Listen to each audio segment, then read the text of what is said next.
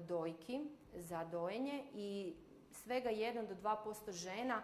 imaju nekakvih poteškoća ili ne mogu producirati mlijeko. Tako da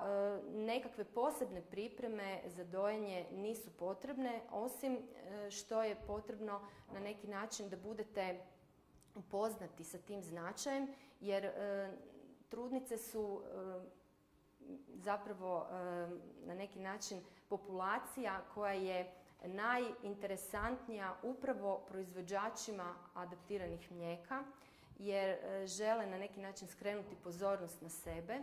i zato mi kao zdravstveni djelatnici imamo tu dužnost da vas informiramo, da koristite najbolje moguće ono što je priroda vama podarila i omogućila i da ne nasjedate na te zamke i te nekakve mogućnosti alternativne prehrane. Alternativna ta prehrana se treba gledati kao lijek, kao nešto što ćemo uzeti u situaciji kada nećemo imati drugoga izbora, ako do takve situacije dođe, a ne nikako kao jedina mogućnost koja postoji i koja je zapravo tu prisutna i možemo se uvijek sa njom poslužiti. Dakle, uvijek treba misliti upravo na ove rizike o kojima sam vam sad malo prije govorila. Tijekom trudnoće, dakle, zbivaju se promjene na tijelu žene i ono što sam jučer govorila, zbivaju se promjene i na dojkama,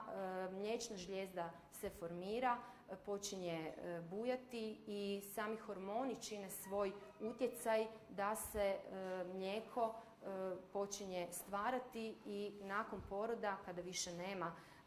progesterona, hormona koji koči na neki način oticanje mlijeka, dolazi do te funkcije u produkciji mlijeka. Tu je važno prisustvo djeteta, važno je stavljanje djeteta na prsa, jer dijete je to koje će sisati i koji će stvarati daljnji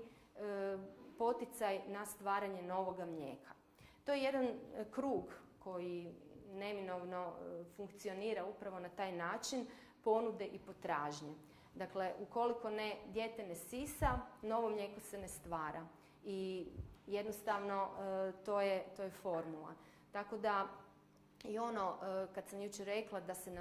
da se majke ne odvajaju od djeteta nakon poroda, to je upravo zbog toga da dijete bude uz vas i da dijete stvara ritam kada će jesti i koliko će dugo biti na dojci. U prvim danima važno je propustiti to djetetu, jer će dijete na taj način i kalibrirati količinu mlijeka u dojci i stvarat će se taj jedan odnos proizvodnje mlijeka i samog cijelog tog ciklusa koji zahtijeva sisanje.